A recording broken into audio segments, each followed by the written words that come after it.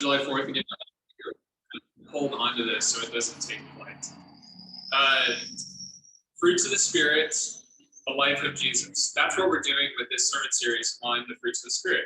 If you've been around the church, you've probably heard sermons about it. You've probably read books about the fruits of the Spirit. But they are these virtues that the Apostle Paul was passing on to the church in Galatia. He'd been doing ministry. He'd been building the church for about 15 years at this point. So when he writes the letter to the people in Galatia, he's kind of giving them his very best advice, his best encouragement. He's admonishing them at times. But after 15 years of doing something, you kind of know a little bit about what you're doing. I've been working in vocational ministry for about that period of time, and I would never say I know everything, but I know a little bit. And so what I would hand off to someone younger than me, what I would try to invest in a young leader, would look different than it had at 5 years or 10 years. Think about your own profession. What would you tell to someone who's about 15 years behind you in your role? That's what Paul is doing here with these encouragements: love, joy, peace, patience, kindness. These are things that our world would say, yeah, those are good, those are valuable. But the way Paul imparts them is different. And he specifically wants to impart them through the lens of Jesus Christ. That's who he follows. That's who he worships. Makes sense. So what we're trying to do in this sermon series is connect one fruit of the Spirit per week, that's it, to an aspect of Jesus's life and ministry. How did Jesus live this out? Last week was love. This week is joy. Can you say that with me? Joy. This is joy. If you say it without a smile on your face, you're not really saying it. Joy. Joy. Yeah, grin a bit.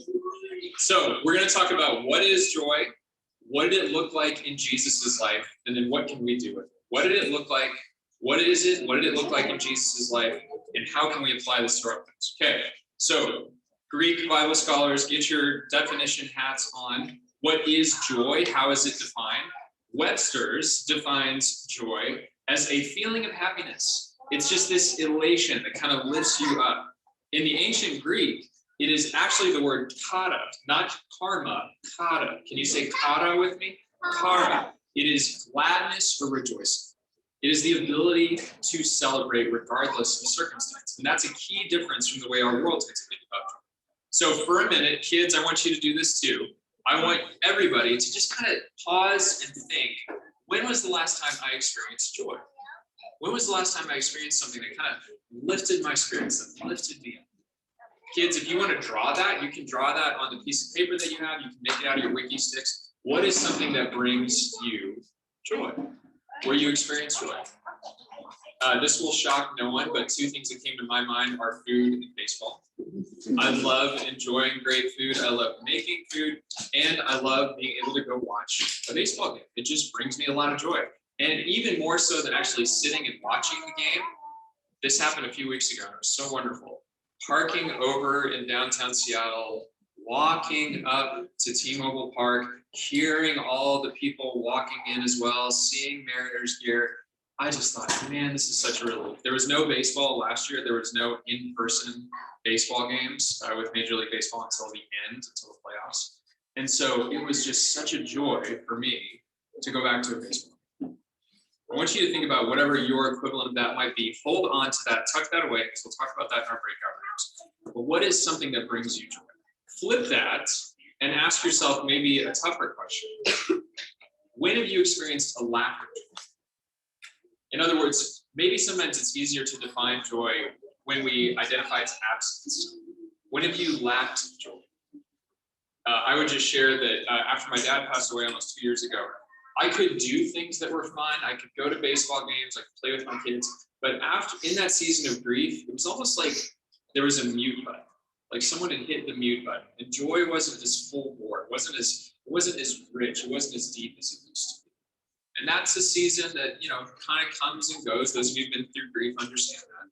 But if it's a hard thing for you to define what brings you joy, think about seasons when you have lacked joy. That's exactly what Jesus is talking about actually in our Matthew passage. We'll get into it in a moment. There's this incredible dichotomy where human beings are designed both to experience joy and elation and wonder, and we have to hold that hand in hand with disappointment and pain, and even in the case of what Jesus described, persecution. So something that brings you joy, a time when you've lacked joy. Hold on to that, think about that. Now we're going to talk about what joy looks like in Jesus' ministry. And this is where looking at the actual words in the scriptures is so fascinating. What's the Greek word for joy? What did we say earlier? Kara. Say that with me. Kara, not karma. Kara. Kara happens actually at the beginning of Jesus' life and at the end of Jesus' life. That same word pops up in the text. You don't have to turn there with me, but I'll just read Matthew 2:10 for us. This is describing the Magi. Remember these wise men that were in pursuit of Jesus. They wanted to see him. They wanted to worship him. It says this, when they saw the star, remember the star of Bethlehem, when they saw the star had stopped, they were overwhelmed with what? With joy. At the incarnation, at the birth of Jesus, his front door, his walking into human life, it is marked by joy. At the end of Jesus's earthly ministry, he's died, he's been resurrected. This is Matthew chapter 28. These angels are speaking with the group of Jesus's disciples. They tell them this, go quickly and tell his disciples, he's been raised from the dead, and indeed he's going ahead of you to Galilee. So they left the tomb quickly with fear and great joy. One of the other translations of the scriptures that we were looking at was, they were overwhelmed with joy. It washed over them. It was like a flood of joy. In response to both Jesus' birth and in response to his resurrection is this powerful feeling of joy. But what accompanies that is what I want us to think about as we try to explain how to apply this to our own lives. How many times have you heard a sermon about joy or about happiness or about the gladness or the love of God, and you go, I'm just not feeling that in my life right now. It's not there for me. I think especially during the last 16 months, during these mostly dark days of COVID, there has been this sense for many of us that our emotions, our ability to interact with things like joy has just been kind of muted or blunted. Now, that may not be true all the time. I certainly hope it's not true all the time. I hope for many of us, you still got to celebrate your birthday, even though it might have been over Zoom. You still got to connect with coworkers. You still got to do things that bring you joy. But let's just be honest and say it has been a hard scrape to find joy in the last 16 months. And some of that is the nature of what we've all been through as a society. One of my theories is that COVID is the slowest moving trauma that human beings have ever experienced. It really is. It's just this slow, rolling, creeping thing where we go, oh, I don't feel like I'm doing that. Why am I not doing that well? What's going on in my life? Oh, we're in the middle of a global pandemic. Oh, I can't go see my neighbors. Oh, Thanksgiving. Our family goes to the Oregon coast every year for Thanksgiving. It's usually cold. It's usually rainy. That's not shocking. What shocked all of us this year is we were able to have Thanksgiving dinner outside. It was a sunny but very cold day, and we had our first, and I pray only, outside Thanksgiving dinner on the Oregon coast. That never would have happened any other time except in COVID. And I'll tell y'all, there was joy in eating dinner outside on the coast. Funny, when you try to do that in the wintertime, your food gets cold really quickly. Like you have to eat really fast, which is, okay for me because I tend to be a fast eater anyways. There were moments for you and for me in the last year when we were, to borrow a phrase from C.S. Lewis, surprised by joy. I was pleasantly surprised that we were able to pull off an outdoor Thanksgiving dinner. Some of y'all were here when we had our Christmas Eve service right over there, outdoors. And it was a joy because we had not had the opportunity to worship together, to hear each other's voices, to greet one another. By the mercy of Jesus, it didn't rain on Christmas Eve. It didn't snow. We were just able to enjoy it. There were moments of joy for you and for me in this last year. Let us not buy into the narrative that the last 16 months were all bad. And let us also not deny ourselves the freedom that God gives to us to say, you know what, I did experience joy. I got to meet a new baby, several new babies during COVID. You better believe there was joy in that new life. You better believe it. We continued to do really wonderful things as a church together. Our children's ministry went online and our kids have been blessed by it. We got to kind of figure out how to do ministry in this wonderful space here at Englewood Press, and more is coming. Friends, do not deny yourselves this feeling of joy, even if right now you don't feel it. Even if you kind of have to ask yourself, like, how could I possibly feel joy right now? So many people are suffering. The world is on fire. There's conflict. There continues to be disease. Yes, but do not let that rob you of this gift of joy that God gives to his people. The reality that Jesus depicts in that Matthew 5 passage I read for us is so real, and we're going to get into this in our response time. He tells his disciples, there will be persecution and there will be joy. Rejoice when you are doing my work. Rejoice when you are a part of a community of faith. Rejoice when you are able to take steps that we all will rejoice in different ways, like being able to worship outdoors, mostly unmasked. Whether you love masks or not, there is a joy in being able to see people and say, I can see your face. I can see your expression. I can tell how you're doing a little bit better. That is a gift. So recognize that, church. And remember that even as we go into the seasons that are ahead, there's going to be seasons where there is suffering. Jesus said there would be. Don't be discouraged. And don't deny yourselves the joy that God desires for each of us. So what we're going to do now is a time of response. So there are some markers up here, which you'll be invited to pick up. Grown-ups drive the markers, by the way. Kids, let your grown-up drive the marker for you.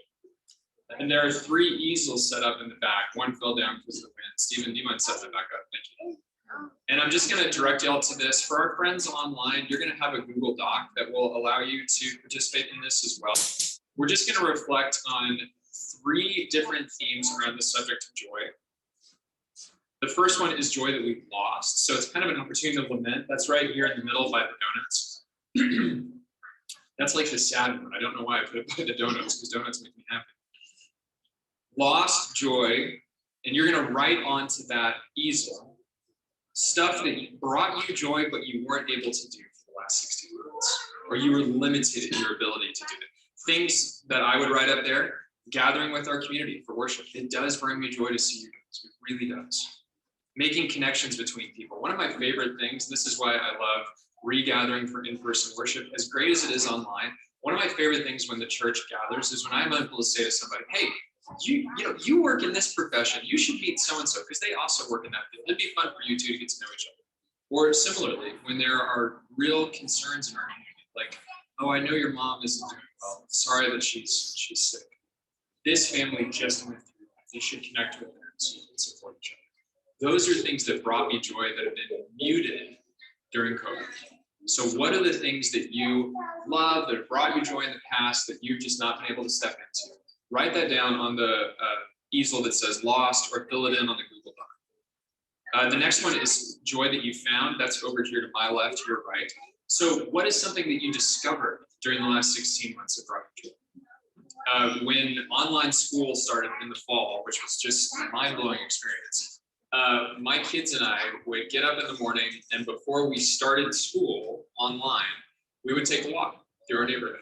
It would be like we were walking to school, but we weren't going into the building, right? So we'd get the dog, and whether it was raining or not, we would go out there and we would walk as part of our preparation to begin the school day. There was a lot of joy for me in that. I don't miss online school, but man, I kind of miss those walks. Like, that was really, really fun to do that together.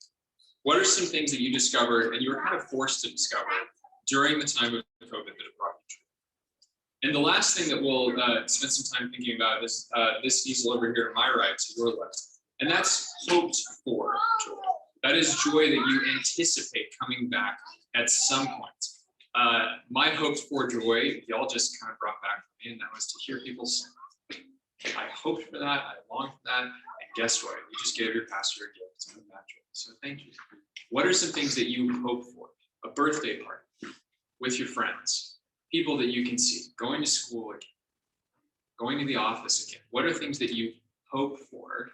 They haven't come back yet. It's kind of on the horizon. So what are some things you are hoping for?